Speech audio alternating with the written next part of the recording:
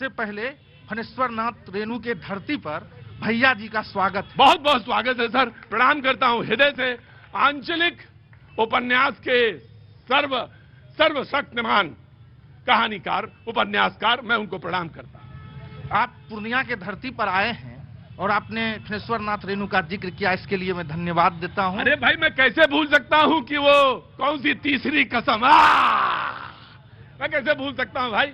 हाँ जी, इस तीसरी कसम का जो है जिक्र हम इसलिए किए कि तीसरी कसम पुस्तक जो लिखे थे उसमें 3 कसम खाए थे। हाँ जी, तो हमारे पलटू चाचा हर एक बार कसम खाते हैं लेकिन फिर पलट जाते हैं कि बीजेपी में नहीं जाएंगे, लेकिन सब बार पलट जाते हैं।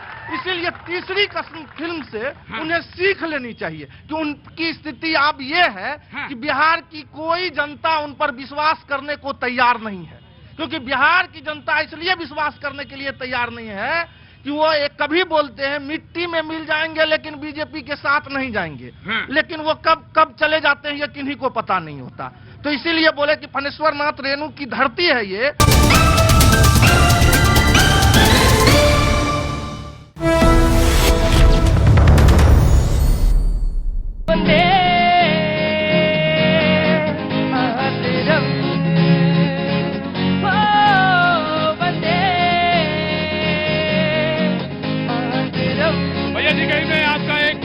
स्वागत है। बातचीत के सिलसिले को शुरू करने के लिए मैं आपके पास एक बार फिर से हाजिर हूं। राव जी, मुझे मालूम है सबसे पहले आप आए थे, क्या नाम है आपका? मेरा नाम है दिनेश प्रसाद गुप्ता। दिनेश जी, आपका बहुत बहुत स्वागत है। क्या काम करते हैं आप? मैं अभी सेवानिवृत्त सरकारी कर्मचारी। ठीक है, आप कुछ बोलना चाहते हैं जी?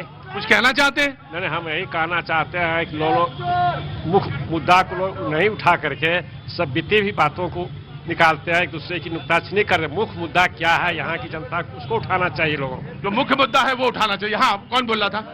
देखिए, सब नेता यहाँ पे आके राजनीति करता है, लेकिन इनके अधिकारी लोग जो है यहाँ पे सब ब्रोकरी करता है। कोई देश का सेवा नहीं करता, कोई कुछ नहीं करता। ब्रोकरी कर रहा है? सब टोटल। कौन चीज में ब्रोकरी कर रहा है? जमीन घोटाला करना, ब्रोकरी चल रहा है। हाँ जी, बोलिए, क्या नाम है आपका? प्रकाश वर्मा।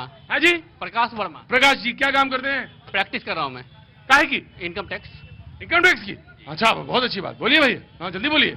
मैं ये जानना चाहता हूँ कि किन्हीं से भी जैसे कोई फॉर्म निकलता है गवर्नमेंट जॉब का, उसको भरने के एग्जाम क्यों नहीं लिया जाता है टाइम पर?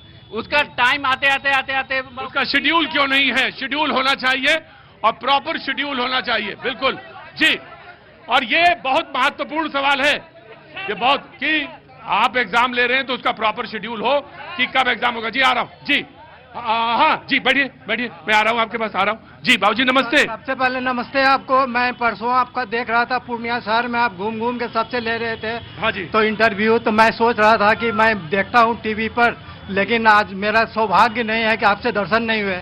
लेकिन अभी शाम में मॉर्निंग वॉक से जब अभी इवनिंग वॉक में निकले तो जब आपको देखे बड़ी प्रसन्नता हुई। आओ जी, बहुत बहुत शुक्रिया, थैंक यू सो मच। कोशिश करता हूं मैं, अब मैं भी थोड़ा थोड़ा बूढ़ा हो गया हूं, लेकिन मैं तो आप यंग हैं। ऐसा ही यंग करते रहिए, मुझे ऐसा ही यंग करते रहिए, मैं यंग रहूंगा एकदम। बिल्कुल, हाँ बोलिए। जी सर, दिल जवां है। जी सर, जहाँ विकास की बात है, पहले जब 10 साल पहले यहाँ आए हुए थे तो रोड न दिखता था, न लाइट दिखता था। बहुत 10 साल पहले आप आए थे पूर्णिया? नहीं, 10 साल क्या, 2014 में। 2014 में आप आए थे? कहाँ से आए थे? कहाँ से आए थे? हम सर्विस में थे तो ट्रांसफर हो गया, फिर यहीं बस गए? अभी सेवानिवृत्त हो गए। अच्छा जी सर। और अब यहाँ पे? अभी यहाँ पे रह गए थे तो रह गए यहीं पे। अच्छा लगा? जी, अच्छा लगा पूरा। कहे कि यहाँ चौड़ी चौड़ी रोड है, चारों तरफ लाइट है, कोई दिक्कत नहीं है, कहीं आना जाना हो आपको आराम से जा सकते हैं। बहुत अच्छी बात। आपका नाम? सुमित सिंह मेरा नाम है। हाँ सुमित भाई, मेन मुद्दा जो है यहाँ पर हम लोग उसके बारे में चर्चा नहीं कर रहे हैं, जो ये 7 विधानसभा का जो रुझान वगैरह या जो भी है। मेन क्या है कि यहाँ पर 7 लोकसभा, इस लोकसभा में 7 विधानसभा सीट्स है, जिसमें 7 पर महागठबंधन भी लड़ रही है, 7 पर एनडीए भी लड़ रहा है। जिसमें महागठबंधन के 5 उम्मीदवार, 7 में से 5 उम्मीदवार दूसरी पार्टी से लाकर ये लोग खड़ा करके अपने उम्मीदवार दिए हैं। तो इनके अपने उम्मीदवार पर भरोसा नहीं है, अपनी पार्टी पर भरोसा नहीं है। दूसरा, इन दोनों पार्टी, राजद हो या कांग्रेस हो, इसमें एक ही चीज है, परिवारवाद। बल्कि वो राहुल गांधी के परिवार की से संबंधित हो, चाहे लालू यादव के परिवार से संबंधित हो, लालू यादव हो या उनके परिवार हो, बस अपना यादव या मेरा फैमिली में यादव बढ़ता रहे, दूसरा यादव कुछ भी करे कुछ नहीं। मुस्लिम हमारा पैर के पास रहेगा, उसका कम्युनिटी ऊपर नहीं उठेगा, वो हमारा जागीर है वोट का। ये इनका चाहते हैं। एक भी मुस्लिम में जो यहाँ पर हैं उनसे मैं बता दूं, जो इनका सपोर्ट करते हैं वो कह दे कि हमारे लिए, मुस्लिमों के लिए लालू यादव की सरकार ने ये किया हो तो मैं मान जाऊं। बोलो चाचा। मेरा नाम डॉक्टर गौतम पांडे है। डॉक्टर साहब बहुत बहुत शुक्रिया, थैंक यू सो मच। मैं एक्स यूएन एम्प्लॉई हूँ और अपना जीपीएन बिहार नाम से मीडिया भी चलाता हूँ। मीडिया भी चला रहे हैं? मीडिया चला रहे मतलब कोई चैनल वैनल है क्या? Digital media. Digital media GPN. कैसा चल रहा है? ठीक ठाक चल रहा है। देखो गुंजाइश हो तो कुछ बताओ हमें। सर क्या बात कर रहे हैं? इसमें कौन सी ऐसी बात भैया कि अगर रोजगार मांग ले हम भी, और जब मालूम, और अगर रुको, मैं कह रहा हूँ पूर्णिया अच्छा लग रहा है तो अगर उनके चैनल में कोई जगह बन जाए तो बना लें हमने हाथ में। कौन पांडे जी, ऐसा क्या है? हाँ जी। मेरा कहना यह है कि जब आप काम करेंगे तो उसमें कमी भी निकलेगी, लोग निकालेंगे। वो मुद्दा नहीं है किसी भी तरह से, कहीं भी मुद्दा नहीं है।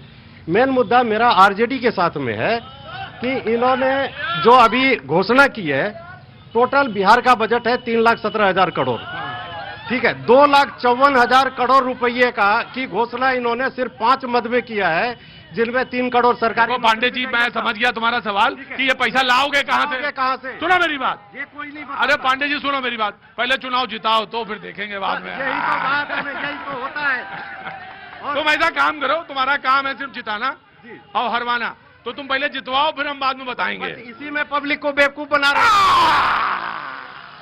आया hello hello hello hello hello hello hello, बहुत पहले आई थी, खड़ी होइए, बहुत पहले आई थी, वो खींच लिया। जी, पिंकी सिन्हा। पिंकी जी बोलिए।